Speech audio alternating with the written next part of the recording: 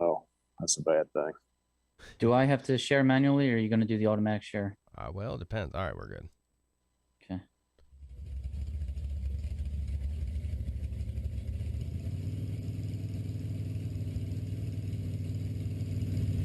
It's time for Class Racing Today, the podcast for the NHRA class racing fan.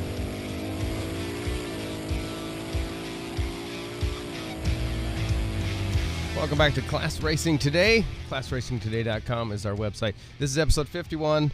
ClassRacingToday.com. If you go there, you can help support the show personally. If you get value out of the show, you get to decide what that value is and turn it into dollars and send it our way. Another way you can show love to the show is by actually telling people about it and getting it out there to more and more listeners. Also, if you are watching live on Facebook, and it's possible you could do it not live, but for sure during the live stream, you can send stars on Facebook, and that's another way that you can help support the show. We do have one person to thank for giving us a donation this week. Kelly Lane sent a donation in. It says, I always love your interviews. A great job. So thanks a lot for that donation. Bobby, you are... Is it warm or cold there now? Cold. It's always cold. I hate being here, and I want to leave. I want to move down south, hoping to go to the Gator Nationals and get out of the cold. Don't worry. It's not That answer your nearly as question? cold as it... No. No. We've been almost below zero most days for the last, I think, 2 or 3 weeks. So yesterday it was above freezing and stuff was starting to melt. So it felt weird. Anyway, I like it. How's it going today?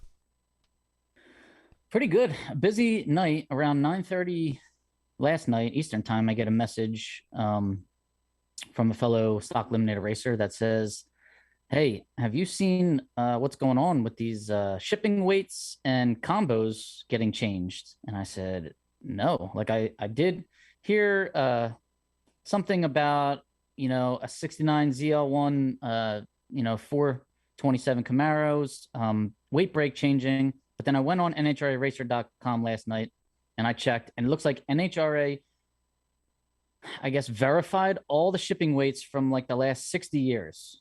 And Wow. it has changed a lot of combos, natural classes. It doesn't change your horsepower rating, but it changes where your natural class is, which has affected me in stock eliminator in both cars that I run, because I was a natural M car in stock with my 90 Mustang 50, and I couldn't run K unless I, had to call my car a different year and actually take a horsepower hit to do it. Now I can move up to K in my 50 Mustang, which makes me happy. So this weight break thing actually helped me. And then in the 64 Mustang stocker I run in L stock automatic has now become a natural N car, N as in Nancy. So now I can no longer run L in that car. You can only move up one class or down one class in stock eliminator. So now I am going to have to run M stock automatic. Is this So an unprecedented step by the NHRA? Or have they done this before? I've heard. So it affected me somewhat lightly. All I have to do is move a class, one class that I actually wanted to move to, and in the other car, a class that I don't really want to move to.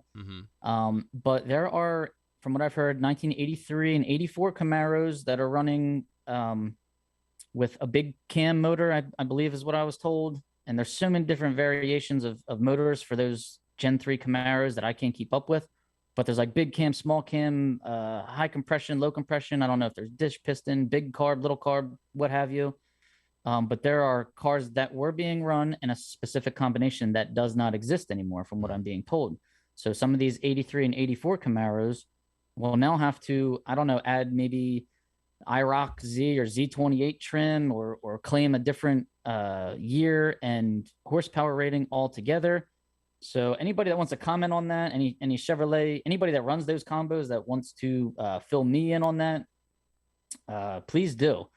Lastly, I've heard of the late Firebirds, the Gen 4 Firebird and Camaros with the LS ones, I think, that ran in AA, A, and B stick have now been shoved down to like B, C, and D or something like that. So that's going to change.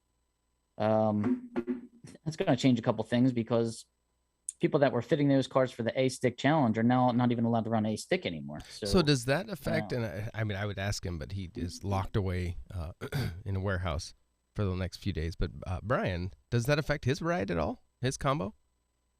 I don't think it affects Brian. He is still a natural B car. We looked into it last night, so he can run A, B, or C. Wow. And obviously the horsepower ratings haven't changed, so he's fine. Nothing happens to him. Although his shipping weight may have changed a little bit, it didn't change enough to where it moved him into a different class, a different natural class.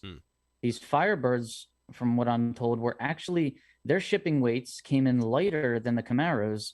And you can clearly, when you see a Firebird, I think it has way more ground effects and should have been a heavier car to begin with.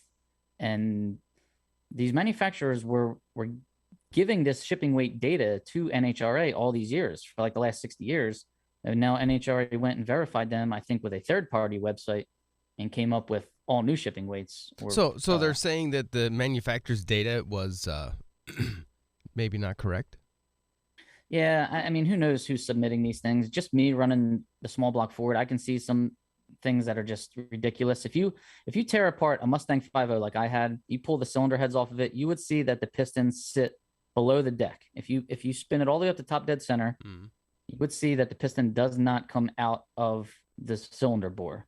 However, the blueprints as submitted by NHRA, or as submitted by Ford to NHRA, say that my piston comes above the deck by 13 thousandths, which is just, I don't think you would ever find that anywhere. So I don't know where they got that number, but as a result, when I build my stocker, I have to have my piston coming above the deck. And I think the rule is it has to come above the deck by at least 1,000th, and then you make up the deck height with a head gasket. So some of the blueprints that are submitted are a little bit ridiculous and off. Cylinder head volumes can be pretty crazy. You can get a number that's you just can't even get to. I don't know how they got the number for some of the heads that I'm required to run. So I don't know. I would check the blueprints too, because on NHRAracer.com it said blueprints were verified and shipping weights were verified. So everybody out there, double check. Your natural class may have changed. Your blueprints may have changed. You don't want to get disqualified for something that that you didn't double check. I mean, ignorance may not get you out of this one. So that's my advice to you. Wow. Yeah, a lot happened. Everybody was texting me last night like I knew anything, and maybe I'm supposed to know more about these changes, but I'm not an SRAC member. I don't know this stuff, and people wanted me to call like an emergency. Chris Valentine said, "Fire up an emergency podcast right now at 10 o'clock at night" last night, and I said, That's hilarious. Man, I'm going to bed. I got a long day tomorrow, so wow. Yeah, double check your stuff. All right, that's my advice to you. However, today we have a wonderful guest coming on the show, very knowledgeable, funny, very tall gentleman too. I got a picture with him at PRI, and he definitely had a whole half a body on me. Some would say that wouldn't take much, Bobby. Yeah, no, usually a quarter body on me, but this guy had a half a body on me. Somebody commented like, is Geoff Turk really that tall? And somebody else was just like, no, Bobby's just that small. So yeah, met Geoff Turk at PRI. He pilots the Blackbird Dodge Challenger. He was the first driver to go into the 7-second range in the factory car, the Holly factory shootout, which we will show you a video of that run today, right? We can get that to work, right, Craig? Oh, yeah. And we're going to have a nice little discussion. He is moving into the new, and sounds very exciting, the new Factory X class. I think it's still called Factory X. It was Factory Experimental. It was called like FX. So one of those, but it sounds really cool. 10.5-inch wide tire, 5-speed manual transmissions, tube chassis. These cars are probably going to go low 7s, and I would assume dip into the 6s. Maybe our guest will be the first one to take him into the 6s. We'll have to ask him what he's up to. But everybody, let's give a nice warm welcome to Geoff Turk. Geoff, how you doing, sir? I'm doing fantastic. How you guys doing this morning? Doing great. Thank you for joining us too. I'm really excited to get a little insight into this Factory X Jeff, what's the proper terminology for it now? Is it called Factory X? It's called Factory X, presented by Holly. Don't forget that presented by Holly part. Presented by Holly. Holly's got their name on a lot of things here. And hey, there might be some drag racers that we used to work there. Yeah, we're gonna talk about that because you were an employee of Holly, or you were running the show there for what, 2 years recently? I did work there for 2 years. I was lucky enough to be part of that great team and help them tune their game up and then take it even bigger and go public. And when they went public, I spent enough time as an executive in public companies. I decided I needed to go back to racing, so I did that. That was always the plan. But the Factory X thing and Holly's name on that all the credit to that goes to Robin Lawrence, which many of you guys know Uncle Robin, and fantastic guy, and always at the track supporting Holly. The reason I have a Holly on my car and the reason I got a job at Holly is Robin Lawrence, and so I can't really give him enough credit. Yeah, I met him at PRI also and had a nice, interesting conversation with him. I like the fact that Holly is so present in the sportsman racing world. I loved the fact that Fast XFI was so present back in 2015 when I purchased my first reel system, and they were at the track. I like when they're all at the track. I like when they're battling. I like the competition. Who's better? Holly's better. Yep. Fast is better. Big stuff, whatever. This is America. We love competition. We want it keeps the creative process going and going. Everybody's striving to have the better product. So hopefully we can get that going again. Well, I've been through about all of them. I actually started with Fast, then I had an AEM, then I had a Haltech, then I had big stuff in there, and then on to Holly. And once I got to Holly, that's where I stayed. I guess that pretty much speaks to what I think. And that was before I had a job there. Oh man. All right. Well, you hear that, everybody? Holly is the preferred brand of today's guest. So let's talk about let's go back a ways here. Now, back to your younger years. What got you into drag racing? And did it have anything to do with your experience at GM? Were you into racing before messing with General Motors, and or was it the other way around? I was into drag racing well before I got to General Motors. Probably the reason I went to General Motors Institute, which is what it was called when I went there, was because I was into drag racing. So it's kind of the other way around. But my drag racing started because when I was 13 years old, having spent most of my young boyhood dreaming of being a fighter pilot, I found out I can't see. If I took my contacts out right now, I wouldn't know. I couldn't find the Blackbird back behind me. And so I walked out in the driveway. My brother had drug home an old 66 Pontiac Tempest with a 326 two barrel in it, and was doing some work on it, saying he was going to turn it into a race car. And we were pretty much low income guys, and my mom and dad couldn't help us, and yet he was going to do it. We had a great friend that was kind of a mentor named Dean Barding, had a 57 Chevy with the blue tinted glass and tilt front end like a gasser from this 57 Chevy with a big block in it. Bracket racing had just started to kind of take hold, so people that were lower income could do it. And my brother's going to turn this car into a drag car and drag it down to the strip every Saturday and go racing. And I said, hey, I can't fly fast planes now. I got to make cars go fast. Why don't you teach me how to make cars go fast? And so my brother, Don Turk, who races in stock with a T37, 71 T37 now, he's the guy who pointed me in that direction and then had the patience to start teaching me how to work on cars. And that kind of started the obsession. I bought my first race car with a 69 Dodge Charger with 383 in it when I was 15, before I had my license. I bought my first tow truck from my dad by trading off a dirt bike I'd paid for with dirt, paper route money and shit. And I sold that and bought my dad's old 68 Chevy pickup to flat tow the Charger to the track. And then I started bracket racing every weekend when I was 16 years old. Actually, I started going to the track every weekend when I was 13. I started driving when I was 16. And then as I graduated from high school, I wasn't going to go to college. I was a machinist. I had gone half day to a machining shop class to be a machinist, but it was the kind of one of the deep recessions, 1981, in this industrial city I grew up in with no jobs for machinist. And my principal in my high school, who knew I kind of was in and out of trouble all the time and had fast, loud cars, said, hey, there's a school called General Motors Institute where you go to school 3 months and then you work 3 months, you go to school 3 months. And I said, I hate school. He said, yeah, but you only have to go 3 months, then you go back to work. So I I got accepted academically because I had good test scores. I wasn't a very good student, but I had good test scores, and I got into GMI. And then I was trying to find a place to work. You got to find a place that you're going to work, and they got to accept you. They don't find you a place. They don't have like they keep sending you to places, and the local people got to decide whether they like it, because you're going to be their employee, the General Motors employee. It's not really a school; it's really an employment thing. And so that didn't go well because it was a foundry and there was a locomotive shop. And I told my brother, man, I really wouldn't work on cars. And he said, out down to Bowling Green for that lawsuit. We were down here racing the Division III ET bracket finals when I was 15, and I was riding in the back pickup truck. My brother got hit, and he had to come back for a lawsuit 3 years. And he saw the Corvette plant being built. He said, man, this Corvette plant says Chrysler Air Temp, but they got a sign that says New Home of Corvette. Why don't you call them? So I called them, and they said, yeah, we don't have any students down here if you want to come down for an interview.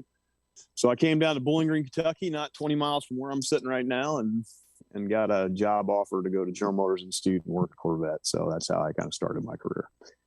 That's awesome. Then what did you do? Yeah. What was your title there? What'd you do?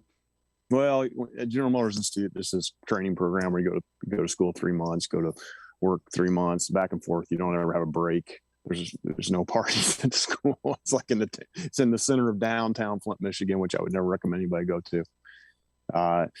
Anyway, it's not all that bad, but it was a very different kind of school. Your teachers or professors were General Motors research and development engineers, usually had PhDs, but had tons of experience. And before they retired, General Motors sent them to the school to teach. And then they just kind of had a program to break you down. I mean, they just kept piling on until people cracked.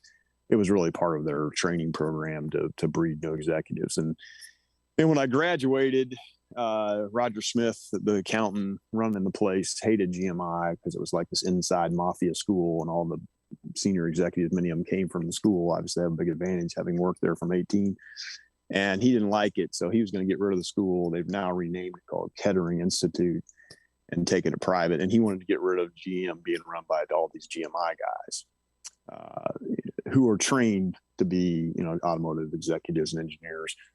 Anyway, so it didn't really work because the top 5 folks at General Motors today are all GMI graduates who I graduated with, my classmates. And Mary Barra, the first female CEO, is one of my classmates, and then several of the top 5 people are all GMI guys. So anyway, it's a great school, great opportunity for me. I was always a Mopar guy. My brother raced Pontiacs, and he had a 71 Duster on the street that he got busted going 141 and a 55 in. And I thought, why don't you race Mopars? I mean, what the heck, man? Why don't you, these seem like a lot faster. And I got hooked up on the 69 Charger deal. And I've raced Mopars since. Even as I went to Corvette, I drove a 73 Cuda with a big block on the street and outran my bosses on the way home in their Corvettes. And then I blew it up qualifying at a Beach Bend, trying to qualify for their team that was going to go to the division finals, which I'd qualified for. And I was in the last race trying to win some money. And I was racing a guy with open headers and didn't know my shift cable broke and over revved the motor and shoved about 3 push rods through the stamp steel rocker arms. And I walked for about a week in a town where I really didn't know anybody. And I lived in a mobile home, and I had to get home and all that. So that was the end of my street and strip racing. But when I graduated, I brought that car back out, and I probably had the best season of my life. I think I went to 8 races and 6 finals and won 5 of them.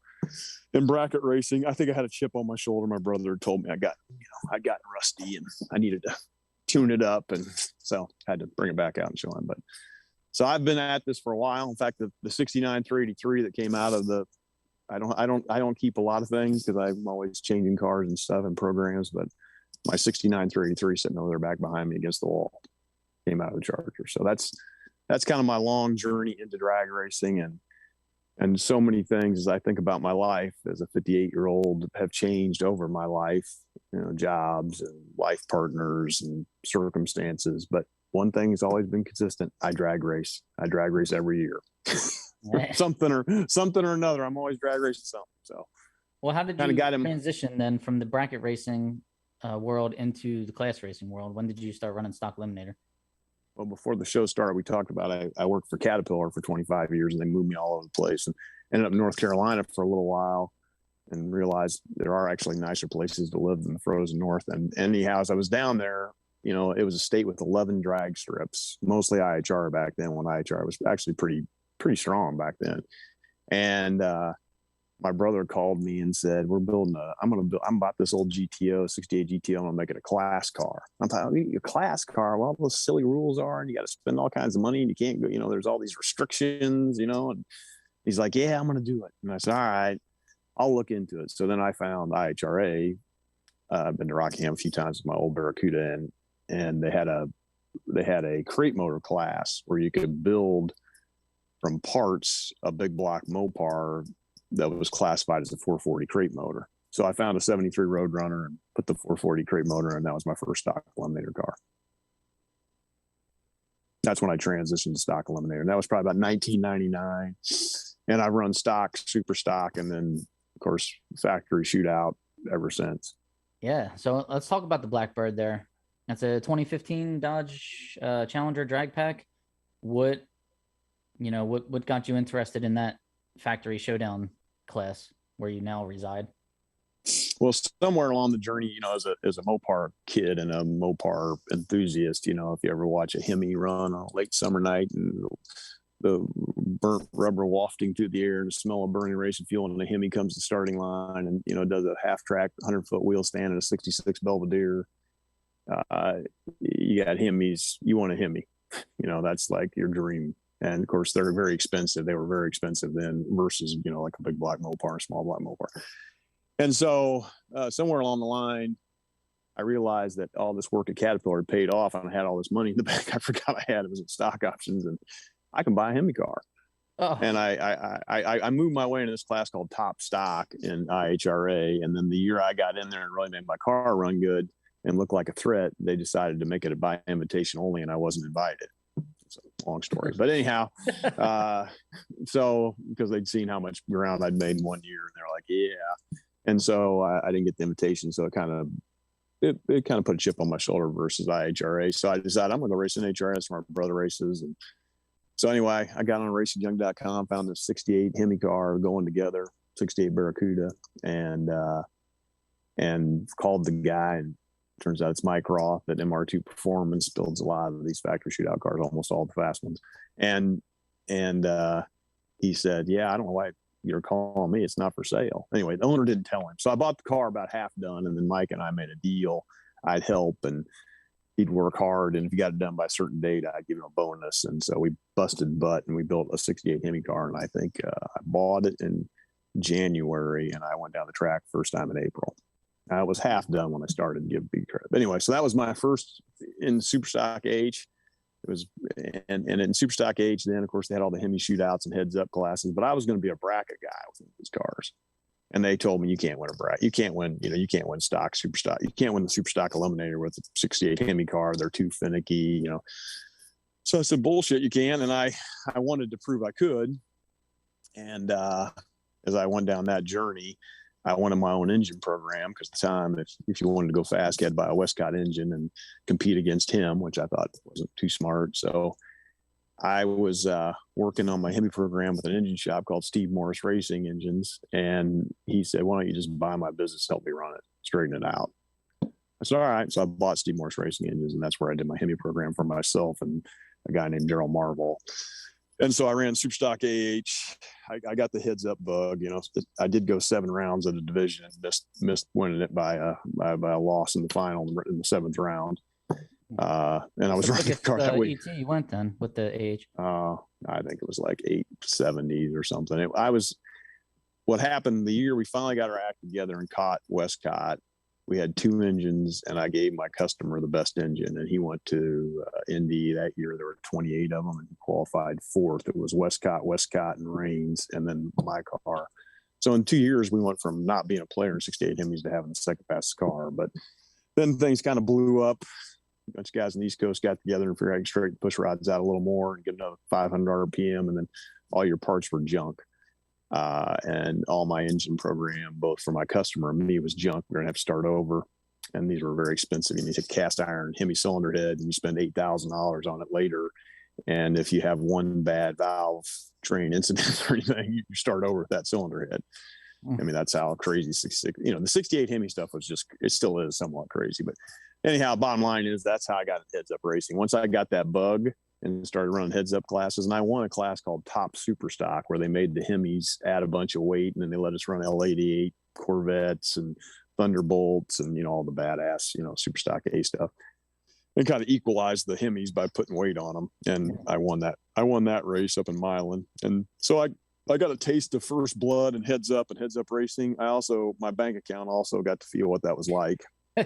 And my engine shop was kind of falling apart a little bit on me, and I was trying to be a Caterpillar executive, working lots of hours, you know, 6-7 days a week, and I decided I got to simplify my life. So I put a Gen 3 Hemi in the Super Stock car, and ran an FGT, and was kind of the first pioneer of putting a modern Hemi in an older Hemi car.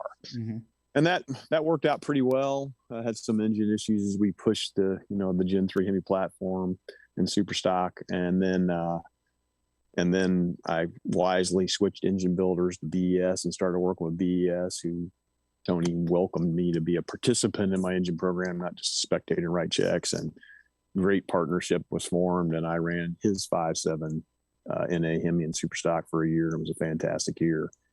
And then they said they were going to build a supercharged drag pack, and I'd almost bought a supercharged Cobra Jet because I wanted to go fast again in the 8s and run it in Super Stock.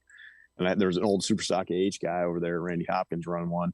And I walked over one day, sitting at his laptop, you know, typing away on the keyboard. I'm over there pulling the valve train apart, you know, running the valves, you know, taking both carburetors apart, rejetting, and all the shit 68 Hemi guys do.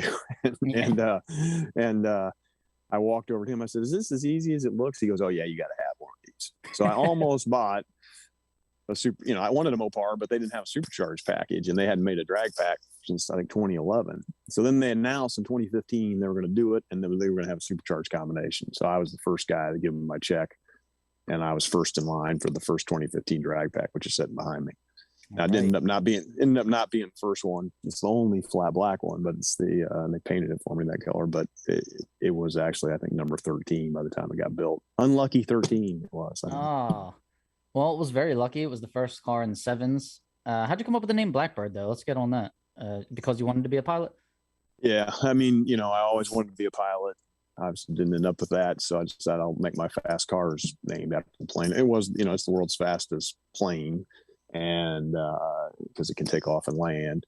And so I named it the SR 354 Blackbird. Now I had to go through my late wife's interrogation on why you'd name a car after a plane, and she thought it was stupid. And then the flat black paint job was kind of controversial because for the first time in my life I got a car that comes with a factory body that's perfect, and I painted it flat black. So some shiny cool color like I grew up on, you know. Anyway, but I always believed in names. My cars have always had names, and I kind of view myself as just the driver of the car is really the thing. You know, it's the show, it's its personality, and I just happen to be the driver of it right now. So we named it Blackbird, and then when we switched to Cobra Jets for a couple of years, we named that X-15 because X-15s were a rocket plane. They weren't really a plane because they didn't take off and land. They dropped off the wing of a B-52, and those were faster than the SR-71. So I was determined to show I could make Cobra Jets go fast too. We ran the X-15 for a couple of years. Right, but wasn't the Mustang, dumb question, could make me sound stupid right now, the Mustang was named after the P-51 Mustang? I don't know if it was or not, but I do know that I looked at that paint scheme with like the tiger shark, and I decided I'm into fast things, so the X-15 was my name. Anyway, can you get LASIK surgery and go become a pilot like today, or have you ever were you ever able to fly anything? Did you ever take like pilot lessons? Yeah, a little bit, but not as much as I wanted to, because I was, you know, I wanted speed. It wasn't just flying. I wanted to feel like it was what it was like when you kicked the afterburners on, pulled it back, went straight up vertical, and thundered through the sky. You know, I wanted that kind of thrill. And I'm trying to figure out if I get a job big enough in media or something, can I go get a ride? You know, sometimes air shows come and they give one of the local TV casters a ride or something. I'm thinking, can I pose as a TV? You might get hooked up on that deal. No, truth is, I'll be throwing up on the pilot's dashboard there. So. Well, truth is you were making comments about I'm half a person bigger. I know you were talking about my belly as much as my height. Yeah. I am working on that because you got to get these damn cars down to 2650, these FX cars. But anyhow, you know, I would have never made it as a pilot. I was too big. But you'd make a great pilot. move that seat up for me. I'll get that car down Yeah. to 650. Yeah, there you go. So All right, anyway, so- that's how the Blackbird came about. Well, the an Blackbird. So X15. now, it sounds like BES. That's Tony Bischoff in where's he? Indiana is yeah, he's in building your down by engines, Cincinnati. and you're it's a coordinated effort. You have an engine program going with him. The actual the car though, built by Chrysler there or whatever. Did you have how does it work for Chrysler? Do they? I know for the Cobra Jets, Chuck Watson was building the Cobra Jet Mustangs, or you could get a body in white and take it to your local builder, like a B&B or something like that, and get one built. Right. How did it go for the Blackbird there? Well, the 2015s, I think they had to build 50 for homologation. I think they built 25 supercharged and 35 NAs or vice versa. And, I had number 1 originally, but then I asked them to paint it black, and that somehow shuffled in the line and ended up with number 13. But when I picked it up, I asked them not to put the cage in it. They would normally put a cage in an 850 cage. And of course I wanted a 750 cage because I had aspirational goals that nobody believed at the time were possible, but I kind of thought they were anyway. And so I got it without the cage and painted flat black. And it came with a stock 2.9 liter Whipple. It was a truck engine block. It was actually like a 6.1 or 6.2 block. And then it had what they call BGE, big gas engine, Gen 3 aluminum from the factory cylinder heads that have been CNC'd to the rules. And Tony Bischoff actually was the guy who developed that package for Chrysler to put in those cars.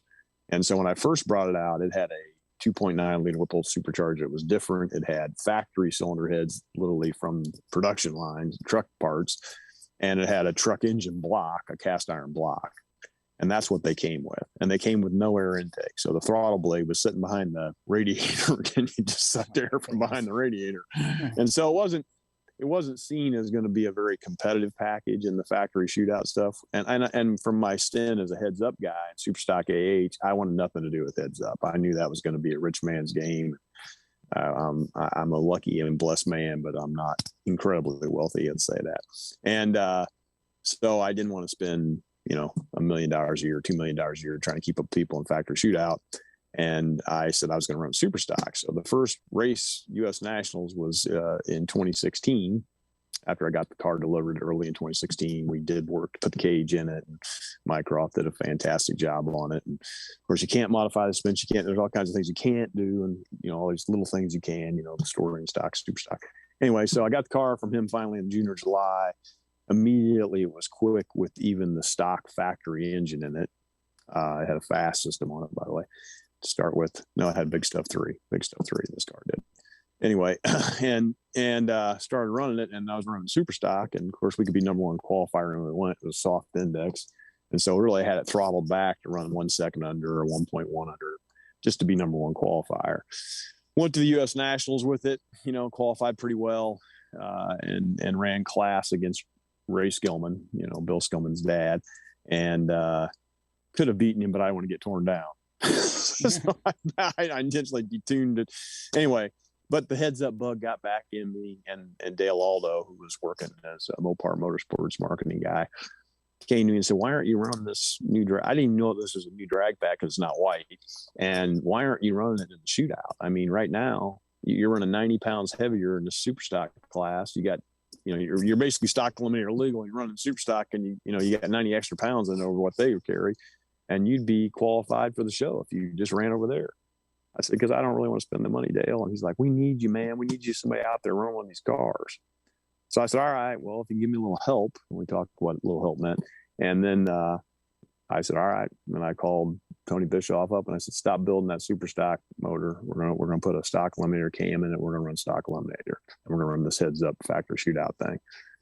And he said, "All right." He got excited because he's a heads up guy.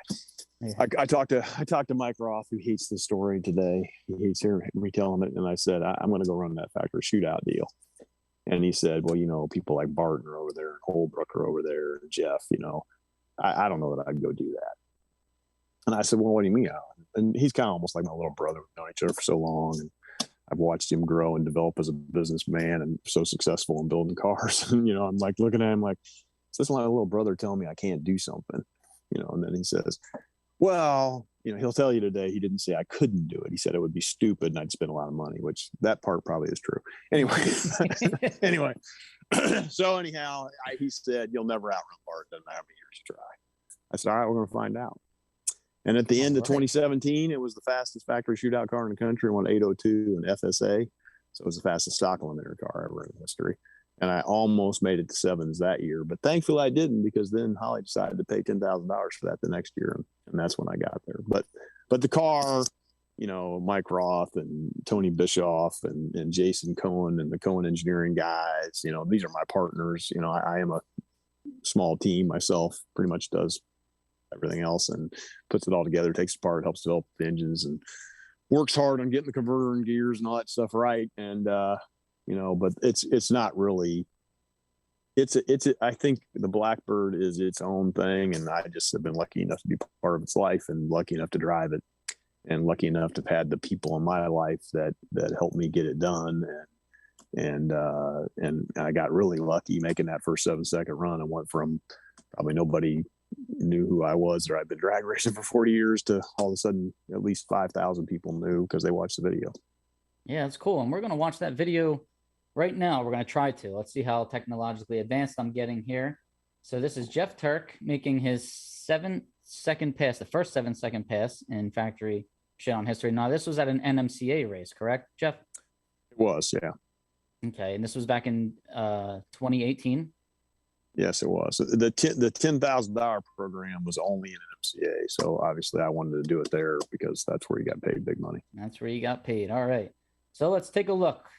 Geoff Turk running sub 8-second pass. Here we go.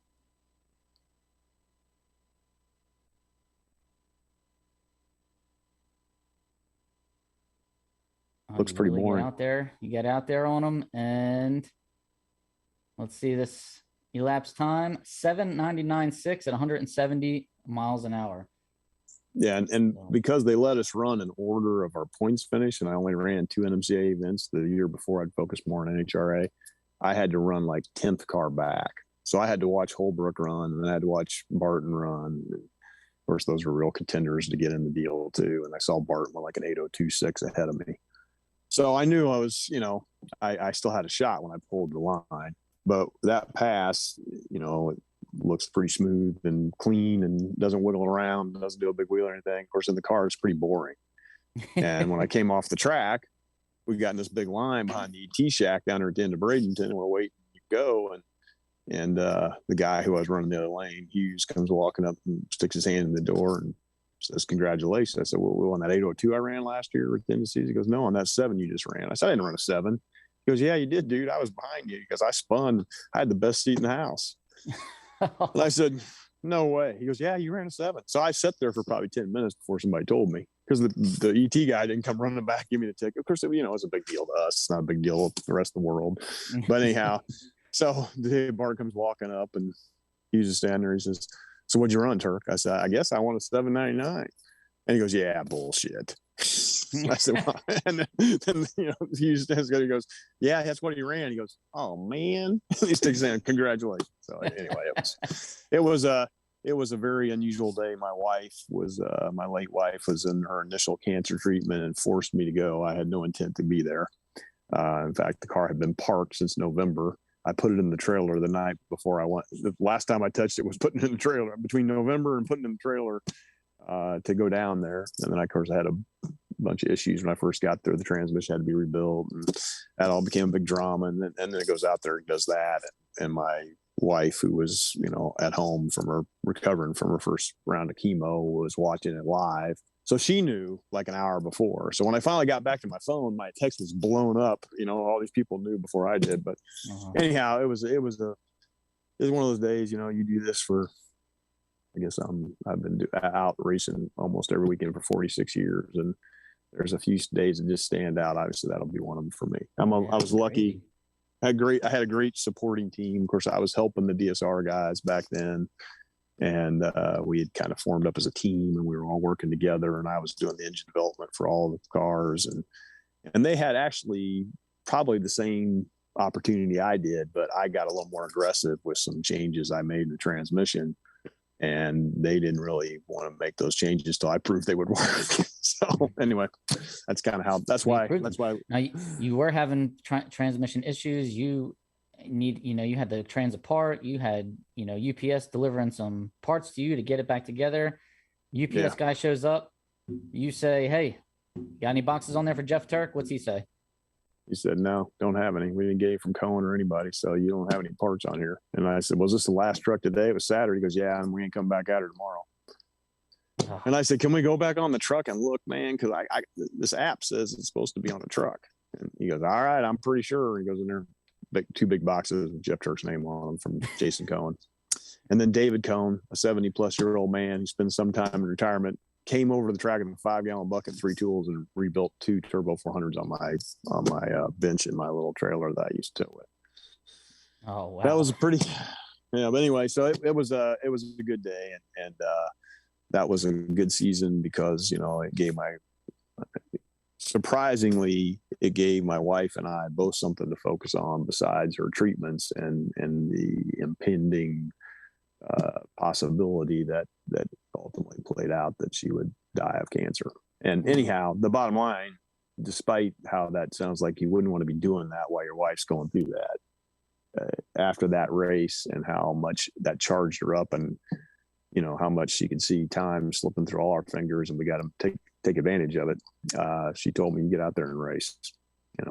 Told me when I went down to Florida, you come home with a 7-second time slip and some wind slips because I want to see you get some wins too, not just go fast. And you don't have those things, you don't come home. So that's what my wife told me.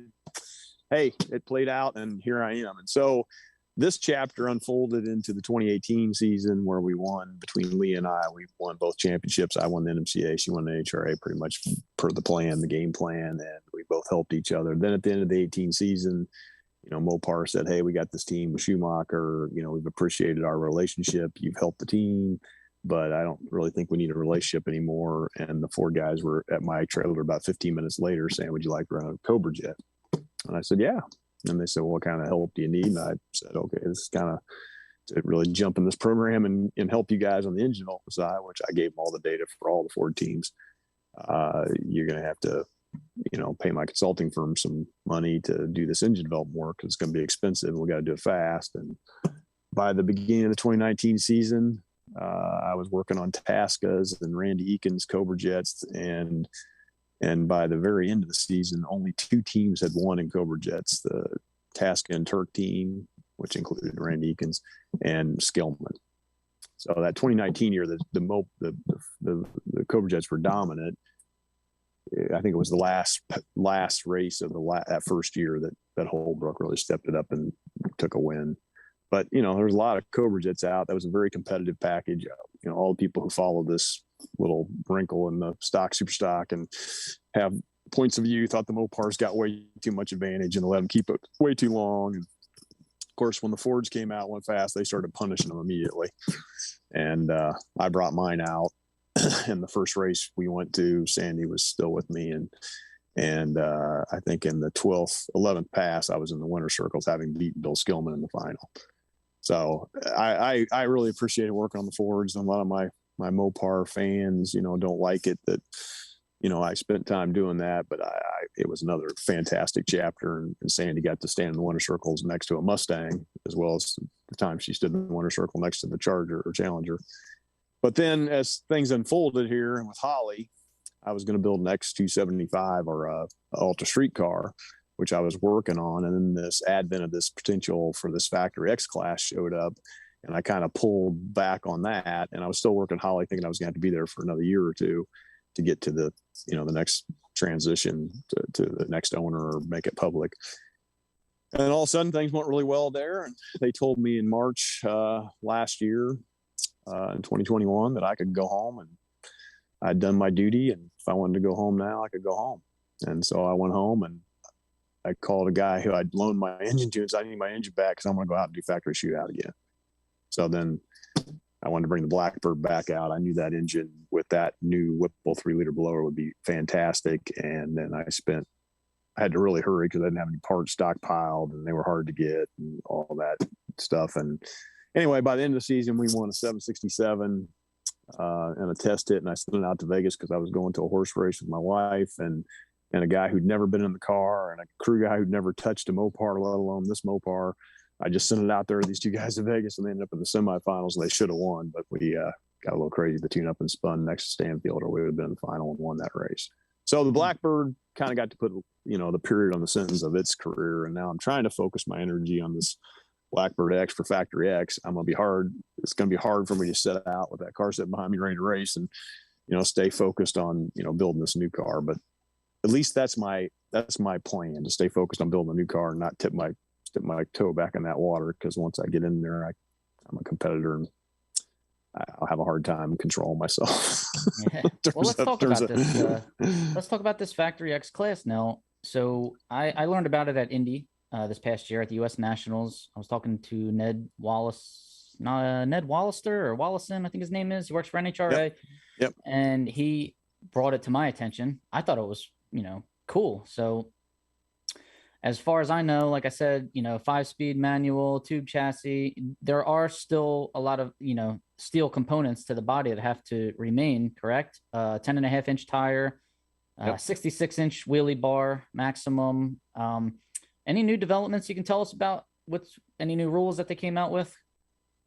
Well, they've tweaked some of the rules. There was an open rule on the clutch, and you had to run a manual, but you had a choice on the clutch. And of course, smaller diameter clutches have less inertia; they spin up faster. So in pro stock, it's in vogue to run a 6 1/4 triple, and people started talking about them. Then you're going to have to do clutch maintenance every pass. And for a guy like me who goes by myself, with my wife, that's it. That's going to be pretty hard. And so anyway, they finally backed up the rule on that, made it an 8-inch minimum clutch disc. So I'm going to run a 888. And that makes hopefully serviceability less required between rounds. That's the dream anyway. So that's a tweak. They gave a crank center line of 13.1 off the ground, which and a setback position in the Camaros and Mustangs and Challenger. The Challenger is different because it's so big compared to the other two. And then they've clarified some rules like where you can put your intercooler tank and several other things. But they keep tweaking the rules. Lonnie Grimm, fantastic addition to the tech team at NHRA. I'd worked with him. Actually, he's the guy, after I ran that 7-second pass, they didn't tell me, but they had to tear the car down. Of course, it makes sense. All he wants to know it's a legit car. And they, I really hadn't spent much time with Lonnie. Met him a couple times as a tech guy, and he comes to the trailer, and we spent about 6 hours of quality time in my trailer tearing my car back down. But the funny thing about Lonnie is that made him different than any tech guy. He came and got as he walked up to my car, he pulled my data card out of my race pack. He comes and hands it to me, and I said, "What are you doing with that?" He goes, "I need to look at that." And I'd set the logging up. And of course, I told you the whole story. I hadn't touched the car since November, and I've been playing around in the garage a little bit. But anyway, I had the logging set wrong, so it would reset and fill up the buffer like 3 times on every pass. And he said, "Pull up that pass. I want to look at it." I couldn't find it. He goes, "Yeah, sure you can't." Oh. And I said, "Well, if you know what you're doing, I'd love you to find it for me." He goes, "Yeah, is it really there?" I'm like, "Oh yeah, it's there." I mean, anyway, so he found it for me, and I said, "What are you looking for?" And he showed me, and I realized that dude is a smart dude. I mean, he looked at all kinds of things that you have to really, because what he's really looking for is electronic manipulation, a torque converter, traction control, or whatever. Because of course one of the big challenges of these cars is getting down the track with no traction control and 9-inch tires and 15, 1600 horsepower. So anyway, he was a very smart guy, and I kept bugging him on this factory experimental class, and heard through the rumor mill through Tommy Lane's crew chief through Bill Skillman, the dominant factory shootout team, that they were going to do this class. And he said Stanfield knew about it, so I called Stanfield up and said, "Is this real?" And he said, "Yeah, they're talking about it." So then I started having a dialogue with Lonnie about the class, and I put on hold doing the Ultra Street thing, and we were just going to build a car for this class. But as it turns out, you can't really use much of the original body. You got to use the steel hood, the steel rear fenders and quarters, but you can buy them from the factory. And so the donor car that I'd already had prepped and ready to start, putting chassis in, it's still sitting there. And maybe someday I'll build an X275 or Ultra out of it. But this Factory X thing became real. And then we had to wait patiently for the rules. I think Lonnie got a text from me every week. Got them done yet? Got them done yet? I talked to Ned at the U.S. Nationals. Anyway, the concept is, had been discussed for a long time. What if you took these factory shootout motors, making the kind of power they're making now, and put them in pro stock chassis? And, pro stock today has its following, and there's lots of people who love it, and great drivers, and great history. And, but the factory stock cars, they wanted them to go faster because they're capable of going faster, but you got to put less than 750 cage in them, which is a big tear up for a car like that one behind me. And so they were kind of stuck. So they decided to create this new class, which is different than pro stock and different than factory showdown, except it takes the factory showdown engine, puts it in a lighter, much more capable chassis. That car back there weighs 3,600 pounds. This new car is supposed to weigh 2,650. So you shed 1,000 pounds right there. So if that car ran 767, you take 1,000 pounds out of it, you could argue it runs 667. Wow. Just taking 1,000 pounds out of it. Yeah. Plus you get bigger tires. The 10.5 W isn't a 10.5 tire on a 16-inch rim, which is the mandated width of the rim that you have to run. It's actually about 13 inches of tire. So I'm very much looking forward to that engine that can go 760, 750s in a 3,600 pound do they car. spec the tire a brand that you have to run, or are you allowed to choose? Well, you're allowed to choose, but there's only one manufacturer currently offers that tire. Okay. So it's Mickey Thompson's right now, but I think Hoosier has one. They just don't have it in the catalog, and they might be bringing it back out and develop a tire for the class. But anyway, it's going to be wild. And I've had a lot of cars. I love cars, and on my street cars, I've always had manual transmissions, but I've never had a manual, a real manual, a clutch in it in a race car. Then when I went to the drag strip with my car that I drove on the street to make some passes. But anyway, so I'm looking forward to running a manual transmission. You're not a real drag racer, so you shift, I guess. And so, yeah, it's definitely more fun. Now, is there any fear of pro stock teams coming into this class with all of their data on 5-speed manual transmissions and all their clutch data? Now, you just said they have to run an 8-inch minimum, which they're not doing in pro stock, but they are capable. If you bring one of those teams in, they can do whatever they want to do in between rounds. Whereas, like you said, it's you and your wife. You can't do that kind of maintenance that they'll be able to do. Is there any fear that, and they bring in their money too and potential backing, that they'll just run away with it?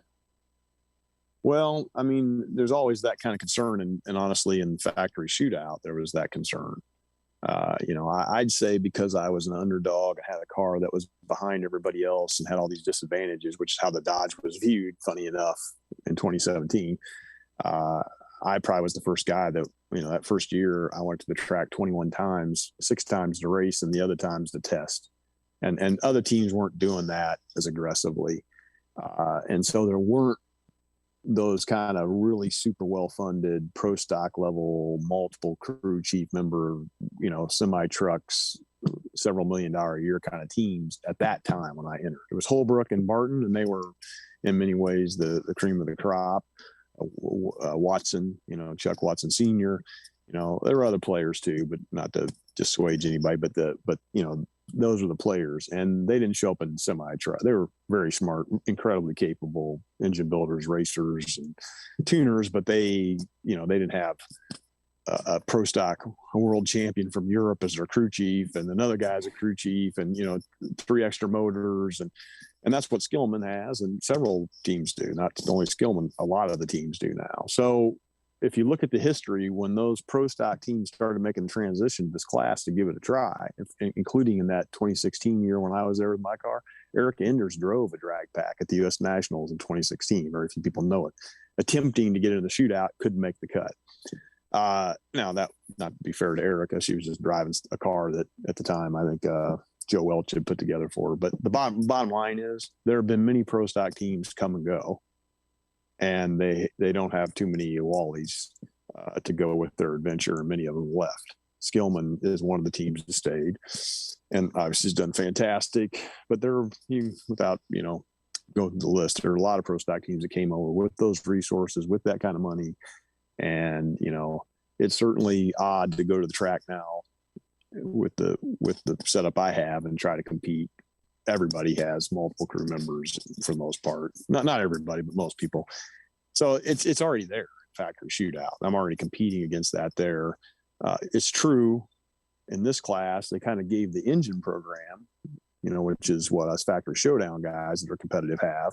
We already have the established engine program. They gave us our engine program. They gave us the transmission from Pro Stock. So the Pro Stock guys have the advantage of knowing how to make 5-speed work and the clutch and all that. I guess maybe we have a little advantage, for the teams that are, Stanfield's both, but for the teams that just run the factory shootout, we have a little bit of advantage if we have an established proven engine program, which that car back there has the engine that could put these cars well in the sixes.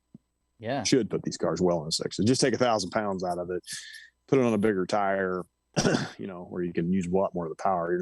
These cars back here, you don't use all the power for the first 100 foot. You can't.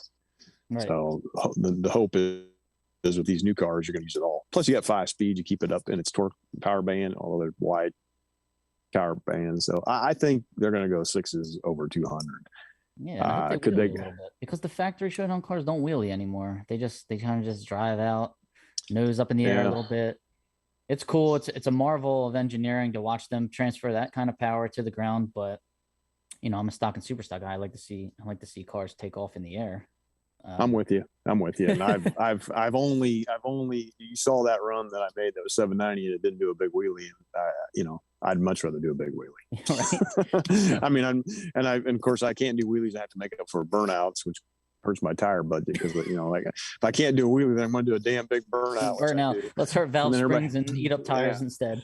Yeah, I don't care. So going the route of the drag pack here, you're kind of making life a little bit more difficult and expensive for yourself, I would think, because I do remember reading somewhere that your engine blocks, are like just $6,000 right off the shelf, right? And then all the work that you have to put in. And I know in Pro Stock, when they instilled the rev limit of 10.5, I think it was, that really hurt the bars, and they kind of just went away.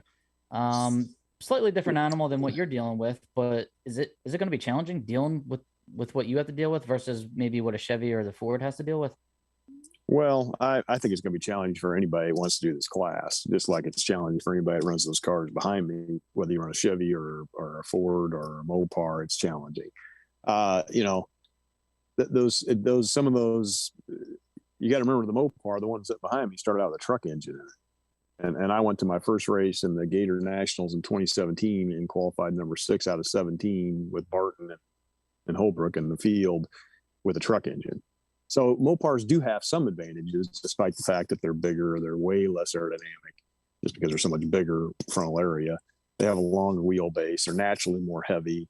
So some of those disadvantages in this new class kind of go away because obviously they're naturally heavy in part because that's built off a Mercedes E-Series platform that Chrysler got in its marriage with Daimler. And it's a 5-force scale Challenger. It's actually bigger than my E-body from 1973. So those are the disadvantages. The advantages are it's a Hemi. Just to be funny. I mean, it's got two plugs in it. It's got great airflow from the factory. Of course, later LSs did too. The parts are robust, pretty robust parts, can take a pretty big beating. The RPM capability of it in this current form with this aluminum block, which is not a factory, it's a factory race block like the LSX block and the Camaros, like most people running the Cobra Jets now, a bare block. But the bottom line is there's some stuff that's more expensive and it's more challenging. But, I think when people ask why you run a Mopar, it's kind of like you ask people to climb Mount Everest, why they do it. And you have to say, well, if you don't understand, you're never going to understand. No, I'm just kidding. I mean, once you're a Mopar guy, you're a Mopar guy. Despite my short time racing Fords for a while, I'm a Mopar guy. So it'll probably be a little harder to get parts. It'll probably be a little more expensive to get the base parts,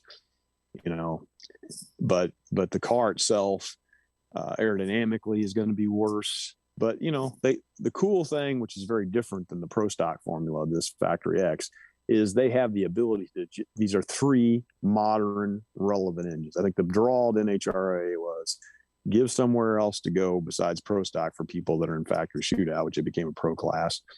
And then secondly, have cars that look relevant to people in the stands. They look like factory, Challengers, Camaros, Mustangs, which are going to be building for at least a few more years, and there'll be plenty of them on the street forever, for a long time.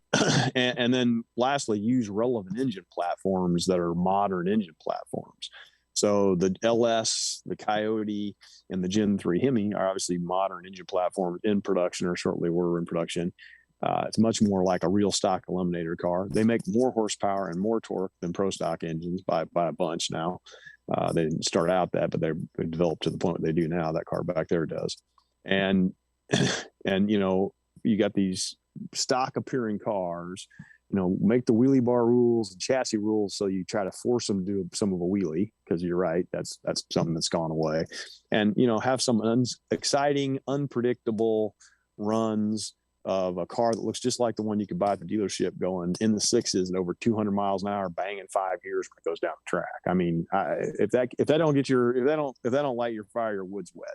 I mean, that's just, that's the kind of stuff that drag racers we live for. And for me, it's doing something different. As much as I've loved the time I spent in the factory shootout, I'm not getting any. I'm an old man. I'm not going to get any younger, and so I got to go do something different before I die. And I had this idea that I should go on the sevens. I should start I started out in the 13s, and went to the 12s, and then the 11s and the 10s. I was watching a video the other day, my first 9-second run in a 3,700-pound leaf spring, Barracuda, looked scary. Anyway, and then, I made it to the 8s in the Hemi, and then I wanted to make it to the 7s. And when I first got this car and told Mike Roth, this is going to be the car that gets me in the 7s, he said, no way. These cars are never going to go 7s. I mean, you got to make another 300 horsepower to go 7s. They ain't going to make another 300 horsepower. And anyway, so now I want to go to the 6s before I get too much older. I'm headed into 60 here, and I got to get to the 6s before I get to 60. And if I keep at this, I'll be running top fuels by the time I'm 90 or 90, 100. I think the way I got this. I think it'll be much sooner than that. It sounds like at this pace, we're looking at about age 64 and a half, right before Social Security kicks in. Well, my next drag car after this one will probably be electric, but this last ICE engine car, internal combustion engine car, will be this, hopefully be this Blackbird X, and hopefully you guys, I have pictures to show you at some point, maybe some ET slips, but unfortunately, as all things are going through supply chain difficulties and everything, we're probably about 2 months behind schedule. I guess if I'm realistic, if I had about mid-year and can run one of the first exhibition races that they think maybe they'll have them at the Nationals, running exhibition passes. They can run in comp eliminator until they're allowed to run an exhibition, and then in 23 they'll be a heads-up class for them is the plan. Yeah, do you know when any of these exhibitions are slated? They haven't said. They said post mid-year. I think they're figuring, some of the other folks that are way smarter and better than me, Mr. Stanfield, who you had on here, who, he's probably won more Oscars than I've won rounds. More Wallies than I've won rounds. And, that team with their capability and smarts, I imagine they'll be one of the first guys out. Skillman, don't ever take it away from Tommy, Lane, and Joey, and Bill, and that whole crew of their Skillmans. They'll be out. I don't know if Barton's going to do one or not for anybody. I think there's probably a person or two and that gets Barton engines will probably want to do one. I think there's probably a couple being built. I mean, if you listen to Lonnie, there's 15 or 20 people saying they're going to build one. Well, I was just going to ask you, do you know approximately how many? Have you spoken to your friends and or adversaries about their interest and involvement?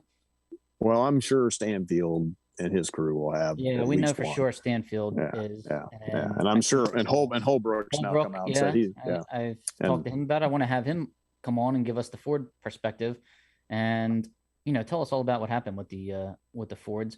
Now, do you think people are will Factory Showdown as it is now still have a following? Do you think their attendance will suffer?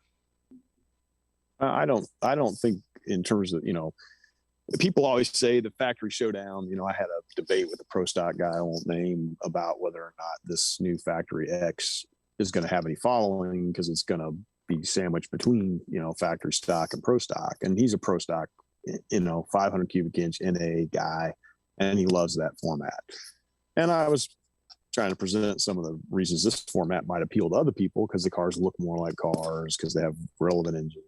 And the bottom line is the OEMs like the idea more than the current format pro stock. So, you talk to those guys and you think, well, are these pro stock guys going to come do this? Well, this pro stock guy basically said, I'll never come do that. I don't see it. It's a backward step for me to go from pro stock to run one of these Factory X cars. the factory shootout guys, there's some, obviously, I just listed some that had run shootout now or had, and they're going to run one. And they might run both. And then the last thing I would say, and I had this conversation with David Davies, the Constant Aviation CEO, that's the guy behind the sponsorship for the factory showdown. And I said, I don't think it'll take away. I think what'll happen is some of these other teams will have another focus, and then it'll make room for new teams to come into this that don't have the experience or the funding or the resources that, the top guys do. And, it's a 16 car qualifying field. If 30 guys show up, 14 of them are going to go home pretty disappointed. If 5 or 6 of us go away, that's 5 or 6 more people that can bust into those top 16 cars. So I think, there's growth for everybody. It's supposed to looking at it as a smaller pie, or a pie, and there's going to be less pie for factory stock. I'd like to say it's a growing pie. If NHRA moves in the direction of some of the very successful, other formats of drag racing that have moved forward and really bring people in, and of course TV stars are created and the whole thing around those classes, those small tire, no prep kind of things. If NHRA goes back to cars that are a little less predictable, a little more scary, a little more like factory looking cars, and as you pointed out a million times, as you imagine from my history and my brother's participation, people miss that stock and super stock are already that. And as you pointed out, if you want to watch cars do unpredictable, wild things, including big wheel stands and banging gears and, having to drive a car, not have it drive itself and, you push the shoot button. I mean, you watch stock and super stock, it's fantastic. Now the only thing is, it doesn't have as much of the modern muscle in there. Of course, with the package cars, there's a lot of modern muscle, and they've proved, my brother and I talked about this, it's a shame how that went for stock, super stock. When I was a young man standing in the staging lanes in 1979, and I was racing the 1973 Barracuda. Okay. I mean, when I was racing the 1973 Barracuda, it was a 10, 15-year-old car, right? Or not even that. It was 9 years old. And so why aren't people racing 9-year-old cars now? I stand with my brother at a national event next to his, 71 T37. I said, if guys our age were racing these kinds of cars this old, when we were racing in 1979, guys have been racing 1918, Model Ts. I mean, because you're standing here with next to a 71 GTO, which is, 50 years old, and racing it. So how do we get new people and new cars in this? And the package cars were just so expensive for people. So it's cool that you see Mopar and Ford and Chevy getting other cars approved so people can run these late model body styles in stock and super stock. Now, I'm not going to say I don't love watching a 68 Hemi car run, because I'd be a liar if I said that. I'm not going to say I don't watch a shoebox, a little 4-speed 327 banging through the gears, Snoopy, I mean, I love your car. I mean, but I think, NHRA's got to think about how do we modernize some of our classes and move forward. So I don't think the Factory X is going to be a way to shrink some other adjacent class. I think it's going to add another dimension, another group of racers who want to come do something different. And if they're exciting to watch and they're as fast as we hope they are, maybe we'll bring some people away from watching Street Outlaws run.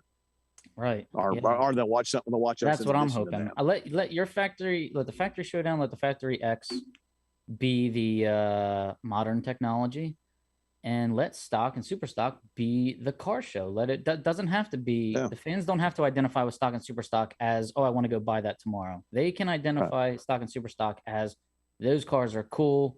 This is like being at a car show where they go down the track and do wheelies. That's what I've been pushing to NHRA. Use that avenue and stop trying to use the modern technology avenue. That's what factory showdown's for. That's what this new FX class is for. That's what pro stock was supposed to be, but they don't look. But like as you pointed out many times, that final that got so many views, it was a great job, by the way, when you had John Kennedy on from NHRA. I mean, you did a great job pointing out, like, why don't you promote this stuff? I mean, these cars are awesome. I love watching stockers and super stockers run. I mean, I like a lot of stock and super stock guys and factory shootout guys. I'll go to the stands to watch stock and super stock run. I don't think I've seen a Top Fuel pass after I started kind of being Leah's teammate, and I had a buddy in there racing. I stopped watching because I don't care about Top Fuel. But anyhow, the bottom line is, I think you're doing a great job with this podcast, and And if they could get more airtime on TV, watching those badass 50s, 60s, 70s, 80s, 90s, 2000s, now into the, beyond that, cars and stock eliminator run, I think. And the factory shootout stuff is its own little thing that grew out of there. I think it's a cool new idea to expand that scope to factory action. It's something new and different. And I'm a new and different guy. I get kind of, once I won the first race for that Mustang, my wife, my late wife, who was alive at the time, said, "What are you gonna do with the Mustang now?" I said, "Well, I'm gonna race it this year, and we'll see what Ford wants to do next year. But I don't need to race anymore. I kind of proved my point. I just want to get a Ford and see if I can make a Ford go fast, And she's like, "What do you mean? You put all this effort into it, all this stuff, learning this new engine, learning this new program, and now you're going to do something that's."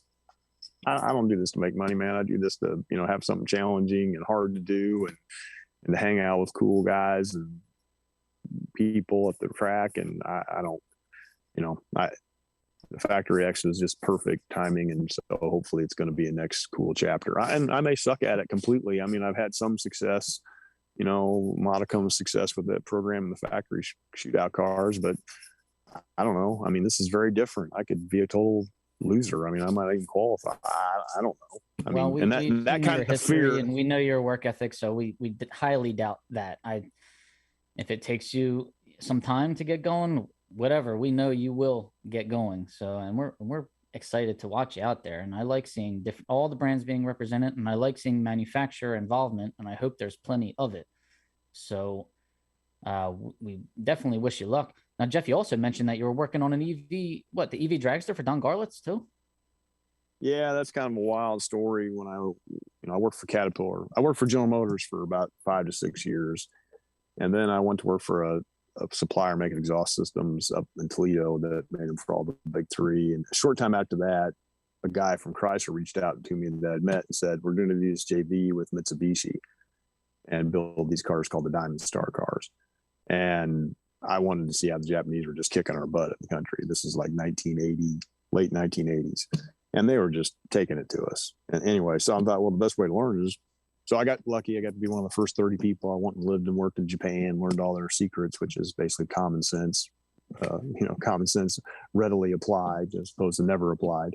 Anyway, I came back and, I did all that stuff and I went to work for Caterpillar. And, as I worked at Caterpillar, we started looking at electrification because I became the head of the drivetrain business and made transmissions and axles and everything in the drivetrains for all the And of course, we were looking at electrification. In fact, big mining trucks that back then were mainly electric, and Caterpillar gained an advantage by having the only big mechanical truck. A torque converter weighs 3,000 pounds, a transmission weighs 12,000 pounds, a 4,000 horsepower, 1.3 million pound vehicle that you got to take 2 flights of stairs to get to the top shelf, and then you drive at 42 miles per hour. I mean, they make some cool stuff. And so they wanted to go electric, and we were working on electrification, and we did a bunch more electric stuff, and it's much more efficient in many things. And so on a trip down to one of those races with my late wife, I said, "Can we go see Gartless at his museum?" She goes, "Well, he's not going to be there." I said, "Yeah, he's there, and you get to meet him. And I've been telling you how much of a hero he is." Anyway, I went to meet him. Had a little conversation. I reminded him he signed an autograph for me when I was 12, and it changed my life forever. And that since then I made a shit ton of money and spent almost all of it on drag racing. And he got a kick out of it. And we talked, and we started talking about he had an electric dragster, and I was talking about a Caterpillar and electric programs. Fast forward 4 years later, I'm working for Holly, and Holly wants to start learning this EV stuff and high performance EVs. And the CEO is driving a Tesla now. I was like, "Oh my God, these things are incredible. And we got to get out ahead of this." So I said, "You want me to call Gartless and see if he wants help on this program?" He said, "Yeah." So I called Don Gartless, and he said, "Yeah, you want to help me, Geoff? I remember that whole conversation. Can you help on this dragster?" So he had gone 189 miles per hour at that point in a dragster.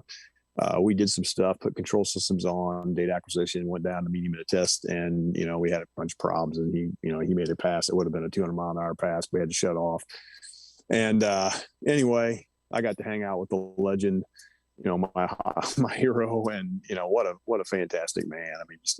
I mean, if you're lucky enough to be in his presence, how inspirational it is to have this guy who's at the time 88 years old, trying to be a pioneer again and be the first guy to go 200 in an EV. And he wants to do it because he wants it. he wants people to have fast, economic, easy to run cars. And he's not a big fan of the whole fuel program and how it's evolved.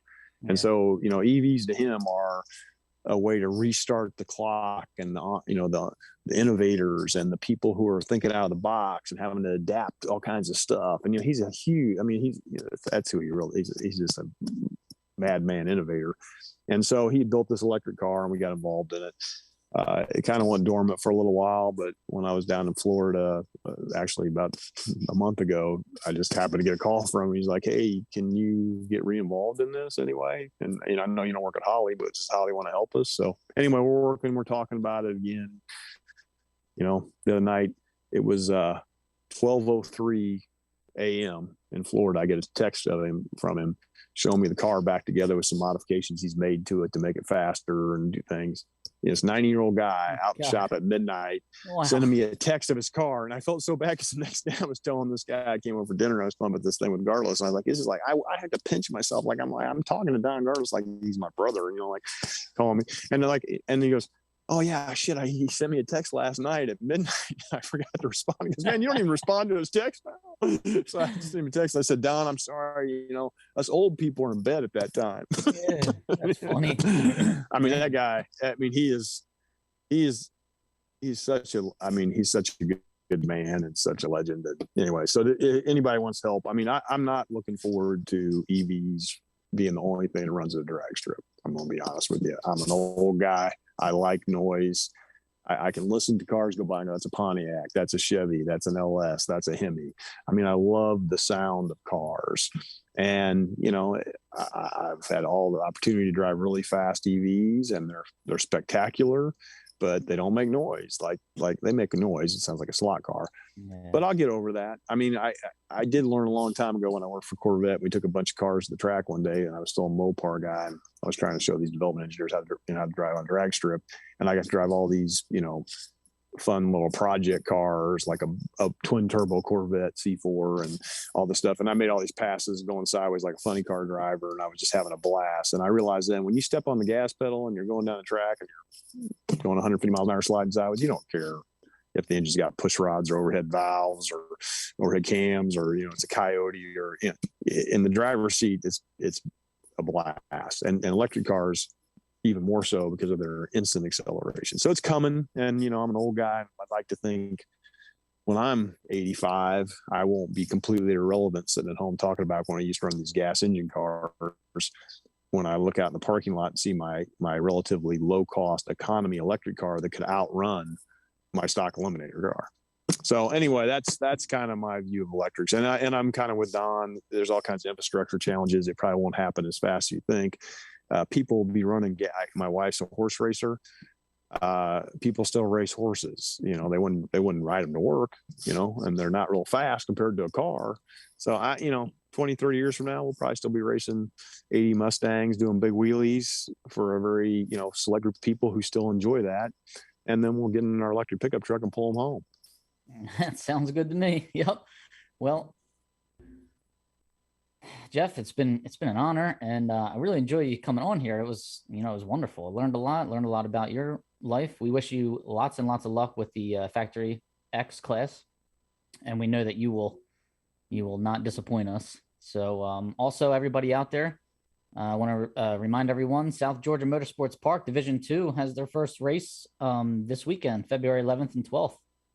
So anybody that's heading there, good luck to you. And Geoff Turk, good luck to you, sir. Thank you very much. Thank you. And, thank you for giving me the opportunity. I feel, I'm incredibly humbled. I see guests like Stanfield and all these world champions that, they've done more in drag racing than I'll do the rest of my life, no matter how hard I probably try. So I think it's fantastic that you let a little guy like me, kind of a private, small program. It's a big deal for me to get on here and be able to talk about, what we're working on. And so I can't tell you how much I appreciate it. And I appreciate the show because I get to see other people's stuff, and I still love stock super stockers. And I just want to thank all the people, that helped me do this. I'm a pretty small part of a big thing. It was starts with my wife, includes Tony Bischoff and Jason Cohn in the past, now Craig Liberty, and I just, while we're a small team at the track, we have a huge group of people behind us, and people like you who are willing to let us tell our story is a huge reason we're here. I mean, I would have been over on Superstock and probably never done this heads up stuff had it not been for people like you who help promote what we're doing and get some support for it. So thank you so much for what you guys do. It's a great show. I love it. I'm gonna try to catch up with my brother on donations.